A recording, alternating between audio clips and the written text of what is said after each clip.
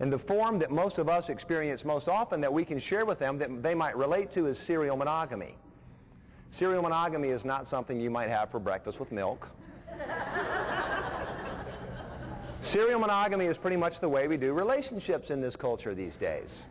The idea that, I'm not going to hook up, that's not very mature, have sex with somebody I'm not close to. But if we're in love, if we're in a committed relationship, then a mature, adult, American, pew-filling Catholic, that would be a natural thing to have sex with that person. Serial monogamy, if we were to come right out and say what it is, if we were to come right out and say what we're committing, which we don't do, I think it would sound something very much like this. I promise not to have sex with anyone other than you until I'm through, or at least almost through, having sex with you. Now, we wouldn't say that when we show up with flowers and Dave Matthews tickets on Friday night because it would spoil the mood. But that's kind of how we treat each other in our relationships. We hope it's getting us ready for marriage, but I would suggest to you that it's taking us in the other direction. Serial monogamy is serial mutual using. It's the school of serial mutual betrayal. It's learning how to betray and get betrayed by the person I care about the most.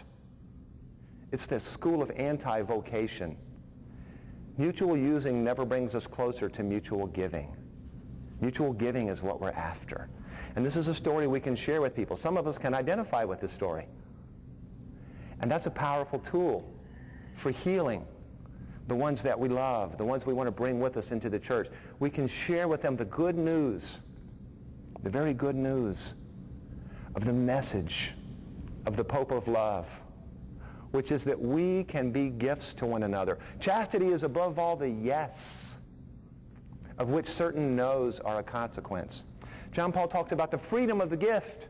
I can be set free from bondage. I can be set free from every habit which would cause me to use my sisters. And I can be a gift, and I can receive a gift. This is very great good news. This is what people long to know.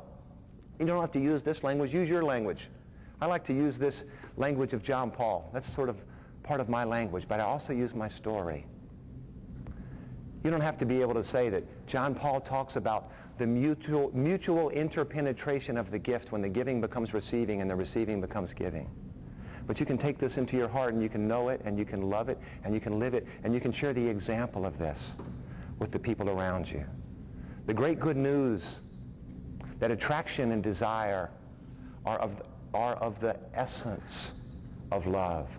God created us with a great longing for one another for the purpose of drawing us out of ourselves and drawing us to Him. He made me long for this woman so that I would not be trapped in myself, so that I would open up, so that I would care enough to give, so that I could find the purity that would allow me to see the tenderness in her heart, and I would want to protect that tenderness and respect that tenderness and honor that tenderness and help it to grow, and I would become the kind of man capable of receiving love from God and giving love back to God and continuing this journey on to the wedding feast in paradise. That's why I have this desire.